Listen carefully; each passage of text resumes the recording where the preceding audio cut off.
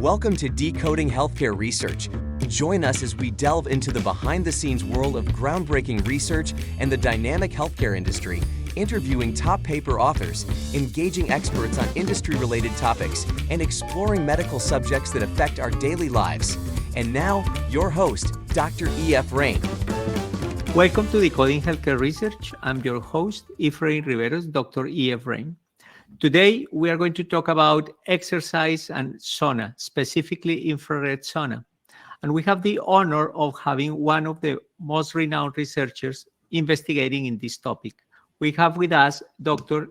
Joy Hussain. She's an integrative medicine doctor and researcher, and she right now is affiliated with the enterprise Health with Joy that serves as her research platform as well. So welcome, Dr. Hussain. Well, thank you. It's an absolute pleasure. Thanks. Excellent. Thank you so much. So we are going to focus our discussion on a paper that was published in 2022 in the Complementary Therapies in Medicine journal. The title of the paper is Infrared Sauna as Exercise Mimetic: Physiological Responses to Infrared Sauna versus Exercise in Healthy Women, a randomized controlled crossover trial.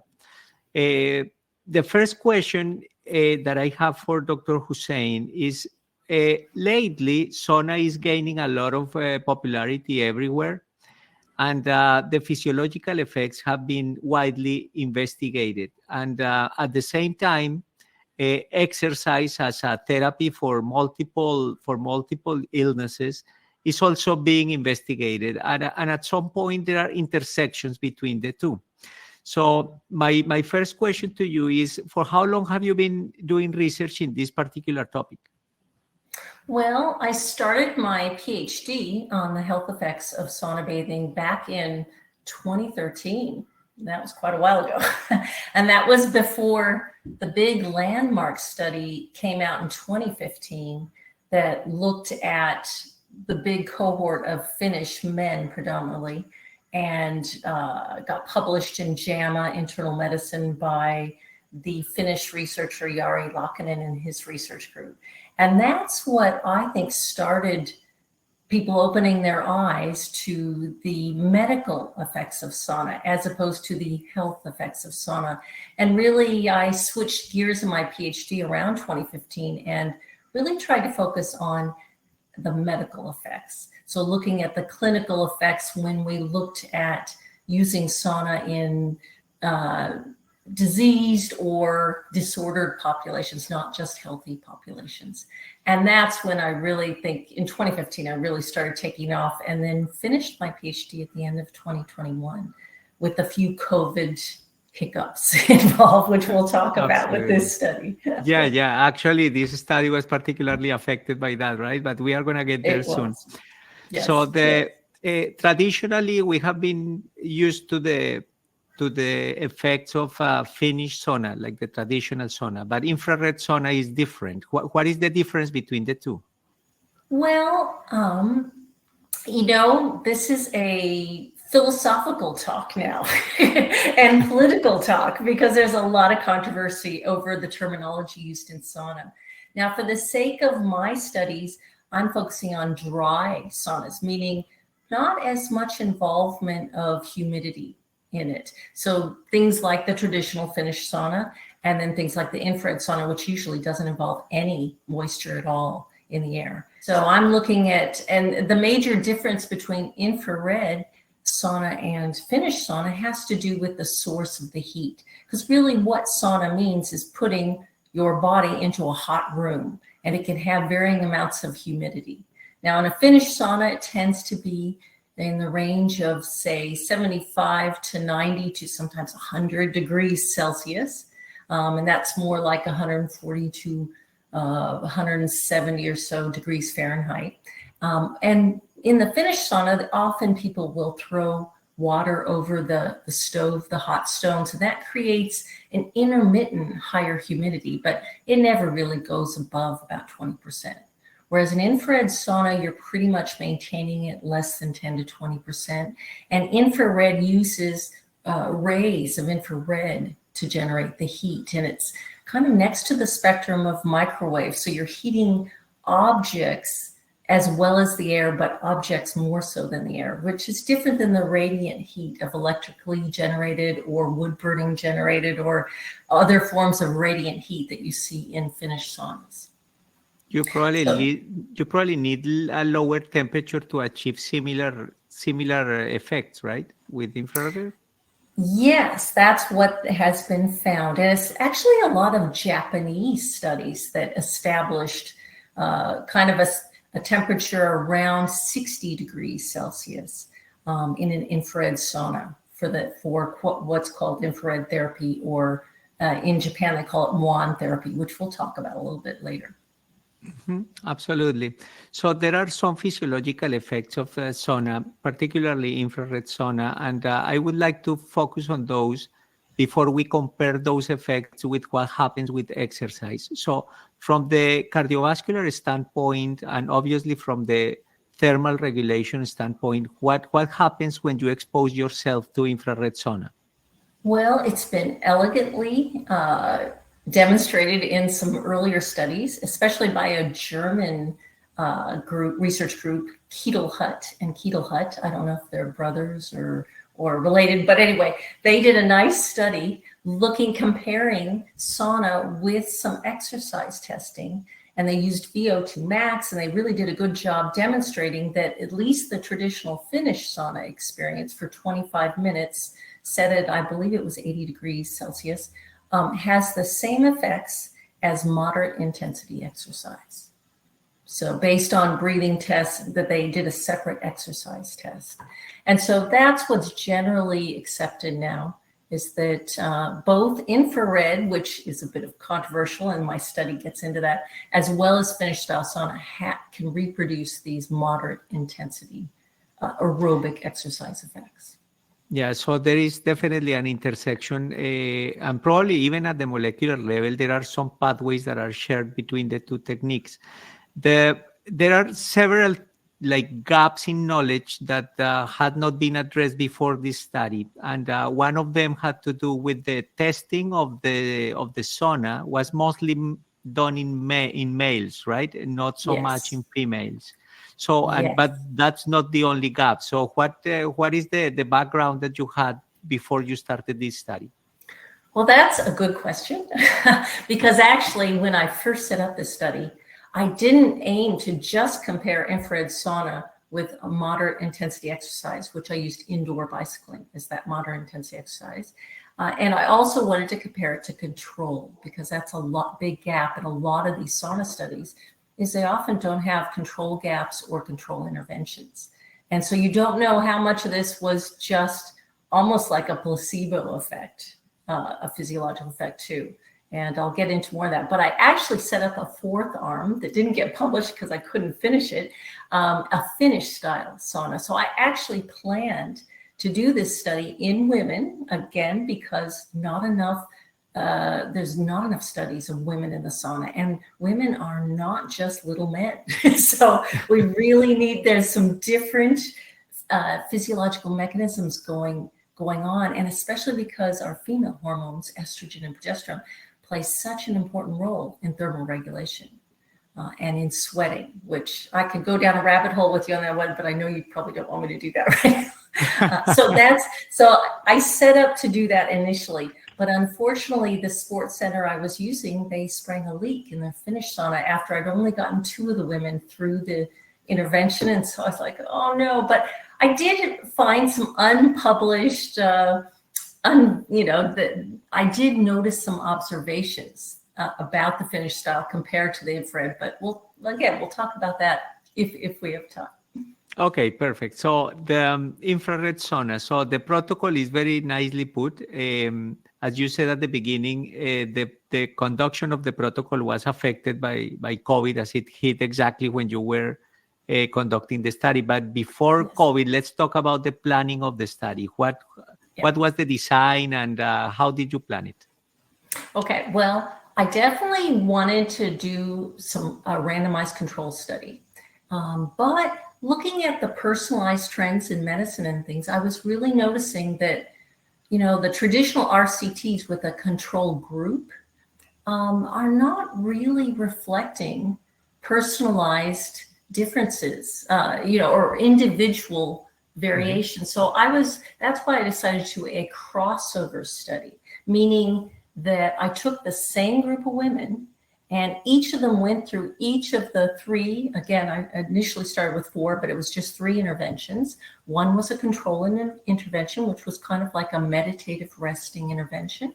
The other was the infrared sauna set at 60 degrees Celsius. And then the last one was an exercise. It was on an indoor bicycling ergometer. And I had them in the same gym setting. So the environment, the outside environment was the same for all of these interventions. And what I had these women do is I randomized the order after the first intervention. So the first intervention for all of them was a control intervention. And that's where I got them familiar with the gym. And then we did resting. We did 3 15-minute sessions of resting separated by 5-minute breaks, when I would take a lot of my measurements and of the outcome measures. Now, with the infrared sauna, it was those 3 same 15-minute sessions with 5 minutes in between, again, at room temperature, which was about 25 degrees C. I kept it in a controlled setting. And then the exercise was on the bicycle ergometer. Again, 15 minutes, 3 sessions separated by 15 minutes. And I took my outcome measures, which I'll go through the outcome measures really carefully, but took it before when they first arrived at the gym setting, and then after the first 15-minute session, and then again after the second 15-minute session, and then again after the third 15-minute session. And then some of them, I only took it before and after the collective 3 15-minute sessions. So that was the design. And I chose crossover because each person could be their own control. And I could capture the differences between the interventions as opposed to trying to control for the differences between groups of people, which I think could be quite huge in a lot of our studies. How long was the time separating the 2 interventions? No, it was each intervention took place on a whole day. So, you mean in everything between? was on the same day. Okay. No, not all the interventions, but each intervention would take a whole day. I see. And then it varied based on the scheduling. But in general, I conducted the study over 9 months, and most of them scheduled within 2 months' time. I think the longest was they scheduled their 3 interventions over 3 months was the longest that it took. Okay. And what was the initial sample size? Well, there was a goal sample size. My goal was 24 to 30 women, because that's when I did my G-power analysis. That was when I could get the most robust outcome measures using ANOVA and MANOVA analysis to actually demonstrate changes. But because of COVID hitting, I was only able to get, thank goodness I got 10 women through it. And when I did my G-power analysis, I realized the minimum I could demonstrate is if I had at least 9. So I just barely, so I was able to go ahead with my analysis. Yeah, excellent. So let's talk about the outcome measures, because I think those are at the very center of the paper. What were those? Okay, well, I'm a clinician, so I went at it a bit different than a lot of the other sauna studies, which are either done by cardiologists or done by sports scientists. So I'm looking at it from a clinical point of view. So I was really interested in first the physiological, the vital sign differences, or here in Australia, we call them the observations, the OBS. So I was looking at temperature, and I used the tympanic temperature. I was looking at breathing rate. I was looking at blood pressure, systolic, diastolic from a peripheral point of view. But I also got some indirect measurements of central blood pressure, which I'll talk about in a second. And then I also looked at heart rate, obviously. So those were, and then I also used a pulse oximeter to double check the pulse rate as well as O2 saturations. So those were the physiological measures. And then I used two specialized cardiology instruments to look at first non-invasive measures of arterial stiffness. So I used what's called a sphygmocore. What's the actual? It's a sphygmocore Excel device. And what it does is it uses a brachial cuff, like a blood pressure cuff, and it has embedded a laser microprocessor that bounces waves, laser waves, and has an algorithm to analyze that as measures of arterial stiffness.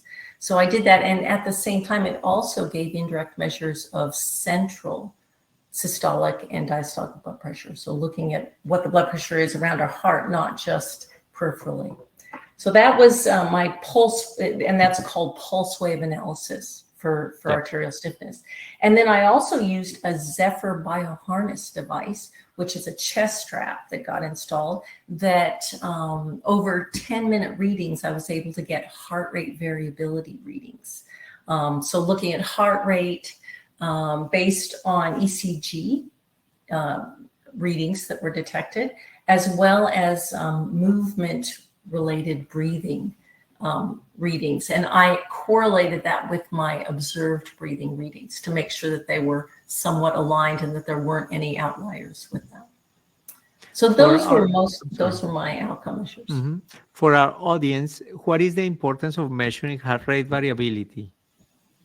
Well, heart rate variability is a measure of our heart's autonomic nervous system innervation.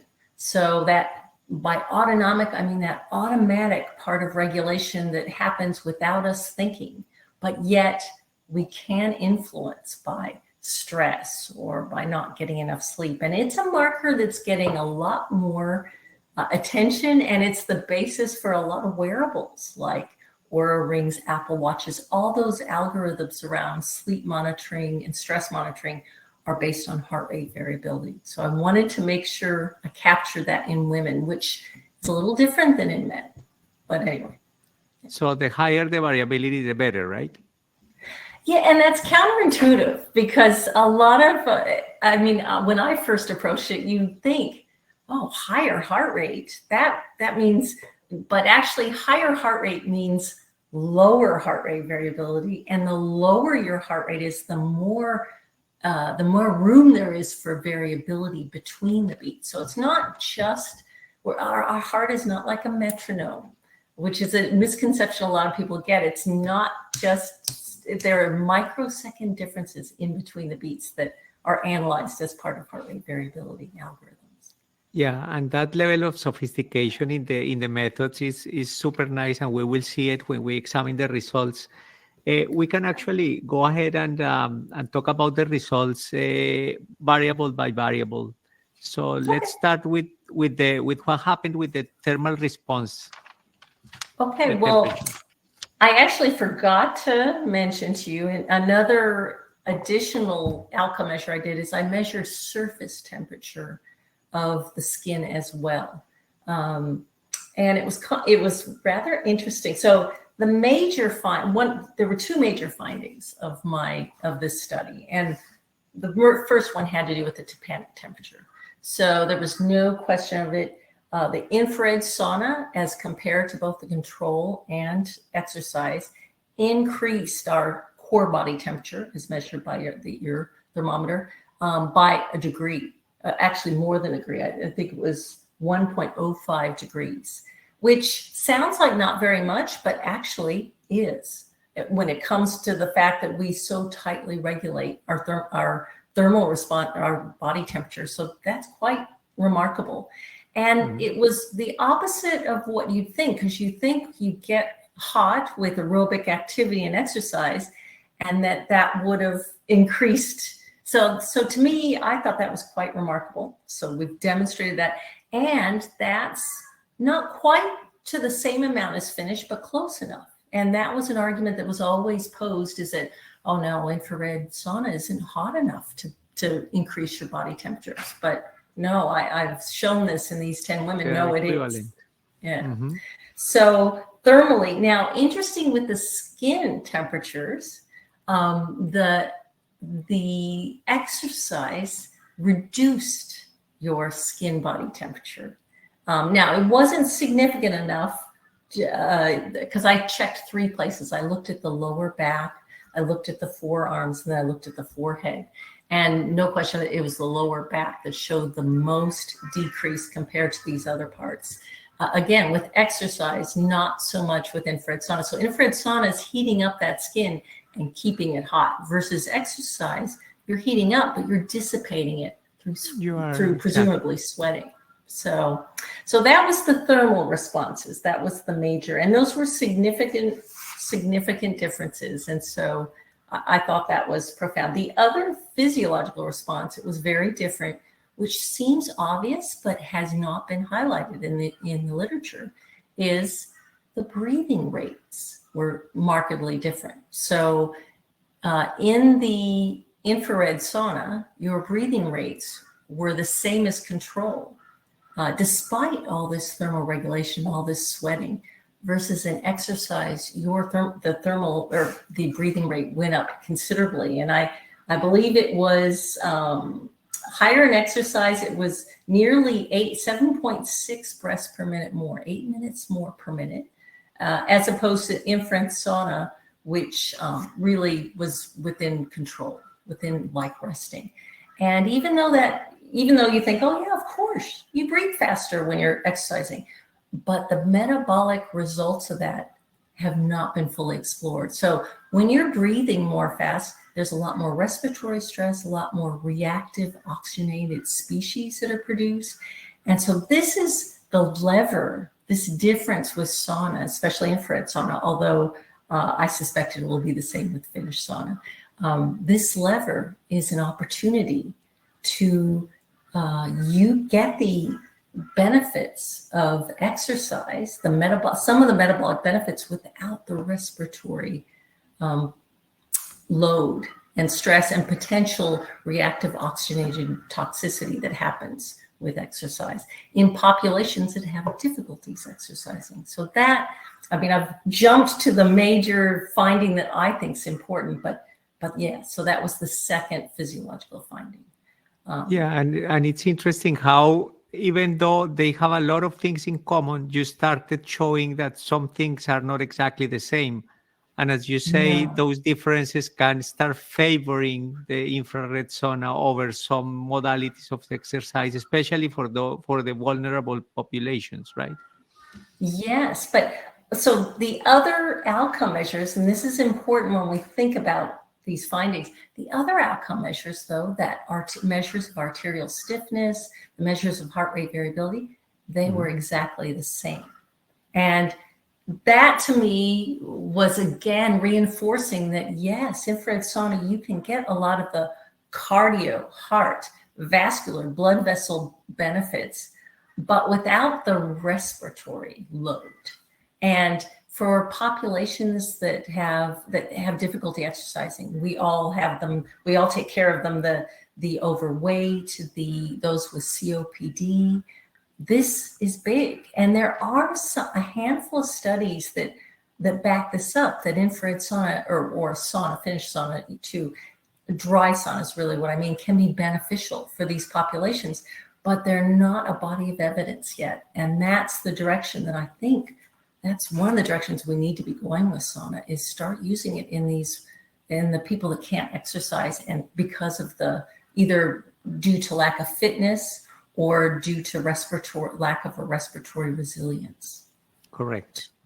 Yeah, that's huge. You didn't find any differences in terms of arterial stiffness, cardiovascular variables. We haven't talked about heart rate variability. Did you find differences? No. So I use 2 different markers that are calculated using or I actually used 3 different. I used low frequency power, high frequency power, and the ratio of low frequency to high frequency power that was generated. I used Kubios software to analyze my Zephyr related data. And this actually required a lot of data manipulation, but I was very careful with it and found no differences. What was interesting, though, that I have to confess is that I didn't find differences with the control either. And on reflection and on interviewing the patients after I'd analyzed these results, I realized that for many of the women, the control intervention was therapeutic. A lot of them are busy careers or busy at home with families. And they said, you telling me to just lay there for 15 minutes in this nice, comfortable was wonderful. I'm willing to do the control again if you need me to. And I thought that was interesting. And that's something I didn't foresee when I set up this, is that I actually think my control intervention was a therapeutic intervention too. Was an intervention in itself. Yes, Yeah, yes. that's true. And this population was healthy, but how well tolerated were the interventions, both exercise and sauna? Well, this was another fascinating thing. So I think 3 of the 9 had adverse effects. 2 of them were with the exercise session, more so than the infrared, I'd have to say. And they all completed it. So the 2 that had troubles with exercise, one got some vasovagal, almost like dry heaves, nausea after the bicycling, after the 3rd session of bicycling. And I think she's kind of a semi-athlete and she was overdoing it, is what went through my mind, even though I was trying to get her to slow down. So that was one adverse. The other one was a bicycle seat. It was irritating one of the participants. But during the first 15 minutes of exercise, but once I adjusted the bicycle seat, it went away and she tolerated it really well. As far as the infrared sauna, it was kind of a soft adverse effect. One of the women said she had just felt a little bit of head pressure and a little bit of dizziness after the 3rd infrared sauna session. But then later that day on follow-up, she had developed a migraine headache. And she was someone who was known to get migraine headaches. And interestingly, when I analyzed her heart rate variability waveforms, she actually had signs of sympathetic overload even before the intervention. So one of the ways I'm digesting that is that I think she was headed for a migraine headache even before. And she actually claimed that the infrared sauna, after that, she had a few hours of feeling a little bit better before she succumbed to it later that evening. So I actually think it was an adverse effect, but it might have been, again, how we interpret that adverse effect is what's really important within its context. Yeah, that's true. But in general, I would say that sauna is very well tolerated, especially in this population, right? So yes, and in fact, when you look at the body of literature, especially the Japanese studies where they focused on heart failure patients and especially really sick heart failure patients, infrared sauna, or wand therapy they call it, which involves 15 minutes of infrared sauna followed by a warm blanket put on you for an additional 30 minutes, is very well tolerated by even really sick, like even heart failure class 3 and 4 were some of their participants. So yes, I think infrared sauna can be quite well tolerated. But sorry, as a practitioner, I have to interject and try and be fair. I have had some patients have anecdotally some issues with it. I had one woman develop tinnitus from using the infrared sauna frequently, and the tinnitus went away once she stopped using the sauna. And I've had a few others that ironically say that, yeah, sometimes it'll bring on their predisposition for migraine headaches, which again, I find interesting in that there is a study out of New Zealand that was done about 10 years ago that was using infrared sauna, or any types of sauna, actually. It was, you were given a voucher for saunas for tension type headaches. And it showed dramatic improvements in that population. So again, there's a lot of variables we haven't pinned down yet. Yeah, that's true. Actually, my next question today, before we started our conversation, I was talking to my wife about this interview, and I showed her the paper, And she said, you have to ask her one question for me. And the question Okay. is, because we have our own sauna here, we have a Finnish sauna at home. And she says, ask her, how long is too much? Because I go to the sauna, I can stay there for forever. And she always comes, no, you have to get out because that's going to be problematic. So please ask her how much is too much. Okay, this is a difficult and trick question, I have to say. And this is where individually, there is no one size fits all answer to that question. And that's why I think we really need to individualize these sauna protocols that we start to use for therapy in the future, like we do with exercise. Think about it. I mean, how it's like asking, well, how much weightlifting is too much? Well, it depends on the person, depends on how fit they are. And actually, that's a concept I want you to take back to your wife, is there is a concept of what I call sauna fitness. So I personally have 2 different saunas, and my husband and I, we've built saunas wherever we've moved. And I got into saunas because they're a wonderful treatment for my Raynaud's syndrome. And I had tried a number of different medications and creams, especially I love to ski, cross-country ski, and I would get frostbite all the time until I stumbled into the benefits of regular sauna. And what's interesting is regular sauna for me is once every 2 weeks. I don't need to do it multiple times a week to get the benefits, but it's probably because I'm sauna fit, whereas maybe in the beginning it was to note those effects, I had to do it more frequently. I don't know. These are all unanswered questions, but that's one of the benefits of doing a crossover study is we looked at I looked at the differences in individuals. I wasn't looking at between them. I was looking at what differences were similar in all of them. So. Yeah, and that's actually one of the strengths of the study, that that each individual is their own control, and that adds robustness to the results. And those are great things. But let's talk about the limitations of the study. What do you think was missing or could be done better in a future protocol? Okay, well, obviously the numbers, like I said, COVID limited me to the 10. I would have loved to get 30, and I had no troubles recruiting for this study. I had a lot of people interested, so it was just scheduling them in. So obviously the numbers. But I think a lot of people think, oh, it was only 10 women, but they forget that this was a crossover study. This wasn't a randomized control study of groups. So that's obviously one thing I think could have done better. And again, what I mentioned about the control intervention, I think I would do a different control intervention, maybe make it not quite as cushy as I did. Yeah. Make it simulating something that's more normal life than giving them an indulgence. So that was another thing.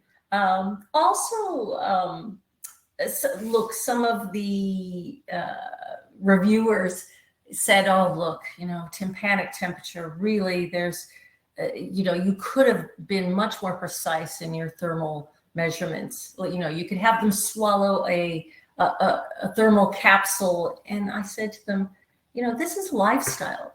That would be swallowing something like that is hugely invasive. And in fact, there was a study of saunas that came out of Saudi Arabia, where they did a beautiful transcriptomic study, actually. But in Saudi Arabia, people view the sauna as a nocebo experience, not a placebo experience, because it's so hot and dry there all the time. And what they concluded from this study, and this was done, maybe published about 5 years ago, is that sauna has stress. It's activating the genes, because they looked at gene activations, activates the same array of genes that stress does. And so it gets to this concept of, quote, good stress versus bad stress. Yeah. And hormesis is the terminology used for that. So it is, trying to capture hormesis effects, which is like a U shape. So, when you do some of it, it's good. And if you overdo it, what your wife is referring to, it can cause trouble. So trying to capture that, the top of the U curve is difficult. Mhm. So,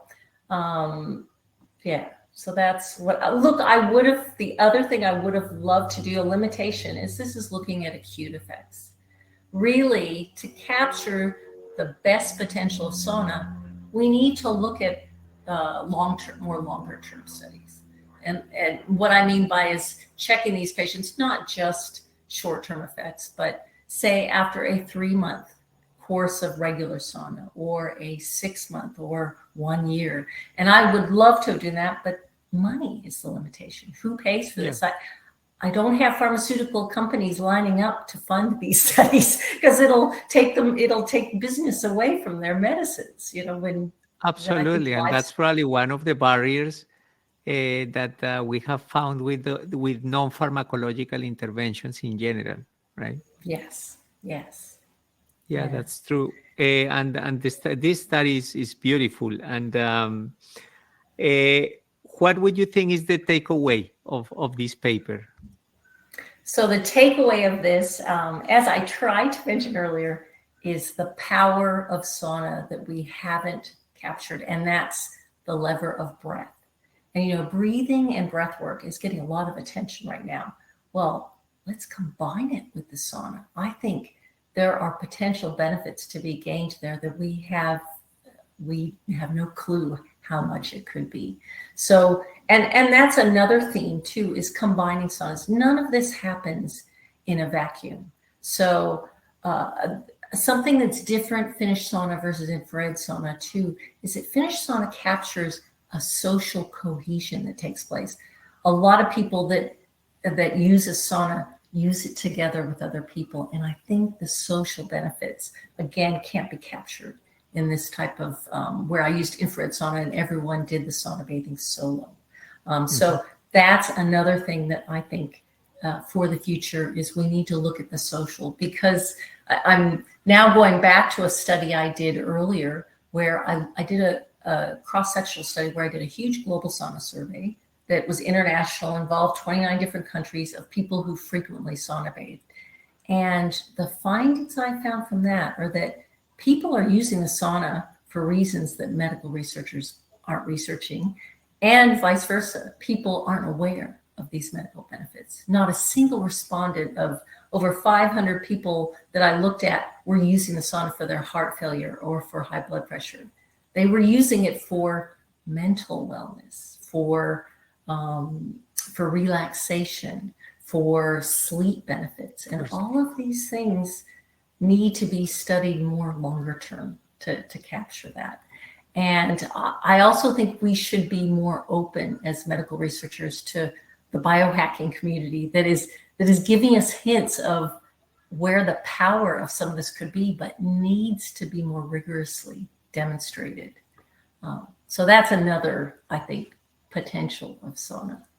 Yeah, absolutely. And I think it's opening new windows for sauna as an adjunct therapy in other settings. As you mentioned at the beginning, sauna needs to move from the healthy setting to the therapeutic setting. And I think that's a message that we need to start spreading. I'm a fan of sauna, and I have the bias that made me look for papers, and that's when I came across your publication. Well, you so beautifully put it. It needs to move from the health benefits to the medical benefits and therapeutic. And that's hard. It's hard because we're used to demonstrating therapy benefits based on pharmaceutical medications. Well, it doesn't matter how many good studies we have of sauna, we're never going to reach that bar. We've got to look at this differently, and especially since the side effect profile is very different too. The safety profile of saunas is much better than most medications. Yeah, it's very favorable. Mm-hmm. It's very favorable. So yes, and I think I'm starting to look ahead to, when I first finished my PhD, I was starting to work on sauna protocols, kind of similar to your wife's thinking, oh yeah, let me come up. And then I quickly realized, no, I think we're going to need to create almost a separate field like we have around exercise. You know, who is going to write these sauna prescriptions for people and help people individualize? It needs to be, I'm not sure whether it's going to be family doctors, whether it's going to be cardiologists. You know, none of these are a perfect fit yet. Maybe it's going to be exercise physiologists. I don't know, but we need to be thinking about, okay, if we generate all this great evidence, how are we going to implement it therapeutically? And exactly, and I think the message is going to resonate with many people who are on the lookout for alternatives, something that shows that it may work, right? Well, I'm gonna put in my bias here, but I think cardiovascular disease is the leading cause of premature death all over the world now. And what got us into that situation was lifestyle factors. And I actually think what's going to get us out of it is not a whole cocktail of medications. It's going to be looking at lifestyle changes. And that's another power, I think, that's so Exactly. Especially because those medications are creating new problems.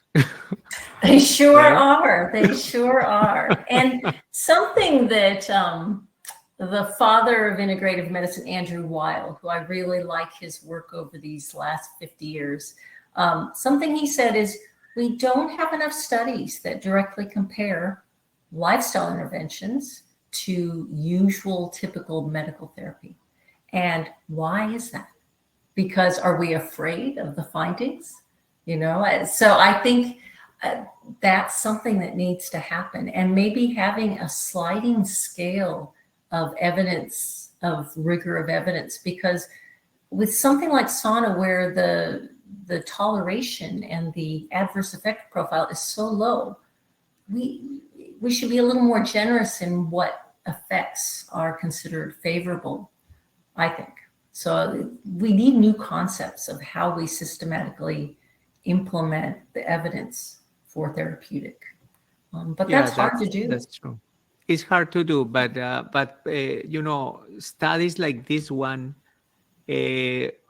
basically start putting the rigor of the research at the same level of the pharmacological interventions. And I think that's the first step, so that we can make things comparable, right? So I think that's also part of the value of this paper. And I really enjoyed this conversation, and it's been a pleasure having you here. And again, I am privileged to having had the opportunity to be with you and listen to your wisdom and your perspectives. Thank you so much, Dr. Hussain. Thank you for giving me this opportunity. I really enjoyed it too. So, thank you so much. And I like what you're doing. I really respect and honor what you're doing. Thank you so much. And for our audience, in the description of the video, you will find the link to the paper and some more information about Dr. Hussain and her work. See you in the next episode. Thank you so much for tuning into this episode. If you enjoyed it, please don't forget to give us a thumbs up and share it with your friends and family. Make sure to subscribe to our channel and hit that notification bell so you never miss an episode. If you have any questions or thoughts about today's topic, we'd love to hear from you. Feel free to leave your comments down below. For more information and references related to today's discussion, you can find them in the video description below. We appreciate your support and look forward to having you back for our next episode.